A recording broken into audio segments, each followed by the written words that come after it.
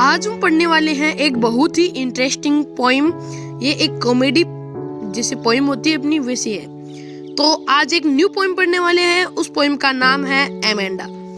तो ये पोइम है डिपेंड एक लड़की के ऊपर जिसे कि इरिटेटिंग होती है जब उसके पेरेंट्स उसे किसी काम करने के लिए कहते हैं। तो वो फ्रीडम चाहती है, तो वो इस पोइम के माध्यम से बताना चाहती है हमें कि वो क्या क्या करना चाहती है और उसकी मॉम उसे क्या कहती है। तो सबसे पहले इसकी पोइट देख लेते हैं। इसके पोइट है रॉबिन क्लेन।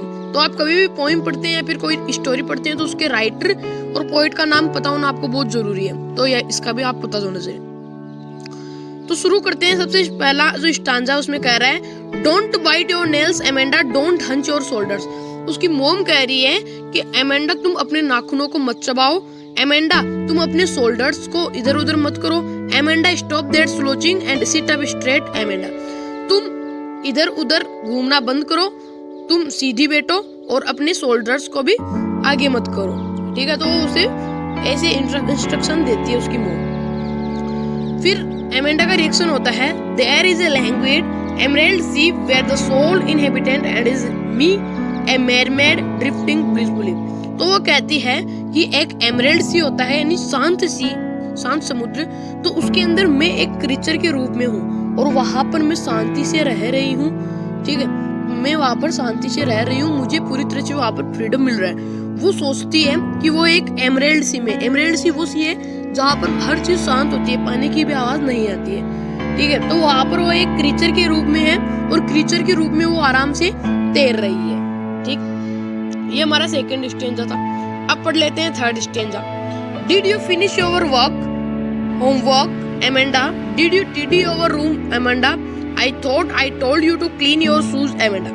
उसकी मॉम कहती है, क्या तुमने अपना होमवर्क फिनिश कर लिया है अमेंडा? क्या तुमने अपने रूम को साफ कर लिया यानी क्लीन कर लिया है Amanda? Thought I told you to clean your shoes, Amanda. मैंने सोचा था कि मैंने तुम्हें कहा था कि तुम अपने शूज को क्लीन करना है अमेंडा। कि वो बोलती है कि मैंने तुम्हें ये भी कहा था तो कि तुम अपने शूज भी क्लीन करना। I am in often roaming the street. I pattern so dosed with my husband bare feet.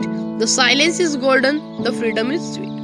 वो कहती है कि अगर मैं काश में ऑर्फन होती यानी अनाथ होती तो मैं स्ट्रीट गली में फिरती रहती और अपने जो शूज है उससे सॉफ्ट डस्ट को उड़ाती और मैं बेयर फिट जाती। यहाँ पे गलत टाइप हो गया हस्बैंड, बेयर फिट यानी मतलब बिना चप्पल के। और वो साइलेंस मुझे बहुत अच्छा लगता। कहने का मतलब ये है कि उसे उस घर के अंदर शांति चाहिए, मतलब फ्रीडम चाहिए। वो जो करना चाहती है वो कर सकती है, ऐसा हो तब उसे अच्छा लगे। फिर स्टेंजा में कह रहा है हमें, don't eat that chocolate Amanda, remember your acne and Amanda will you please look at me when I am speaking to you Amanda. उसकी मॉम कहती है कि तुम चॉकलेट मत खाओ, तुम्हें याद है ना तुम्हारा एक्ने यानी कि तुम्हारा जो दांत का दर्द था वो।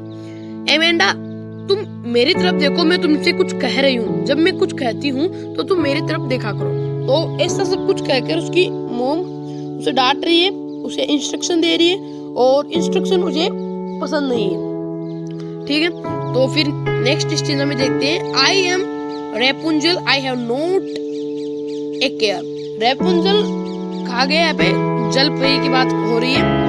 ठीक है, I have not a care, life in a tower is tranquil and rare, I will certainly never let down my bright hair। यहाँ पर कहने का मतलब यह है कि एक जलपरी होती है और एक जादूगरनी होती है। तो जलपरी की जो ब्राउन हेयर होती है वो जब उसे लटकाती है तो जो एक जादूगरनी है वो ऊपर चढ़ी के आ जाती है। तो वो कहती है अगर मैं जलपरी होती तो मैं अपने ब्राउन हेयर को कभी भी नीचे नहीं करती, क्योंकि अगर मैं नीचे करती तो मेरी जो क्रीचर मॉम है यानी जो जादूगरनी मॉम है वो आ जाती। ठीक है, तो एक रेपुंजल एक जलपरी होती है, उसका महल था तो उसके बड़े बड़े बाल थे, तो वो ब्राउन हेयर्स को नीचे करती तो एक जादूगरनी थी वो ऊपर आ सकती थी, इसलिए वो अपने ब्राउन हेयर्स को नीचे नहीं करती थी।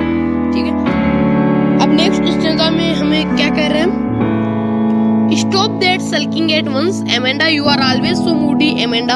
Anyone would think that I nagged at you, Amanda.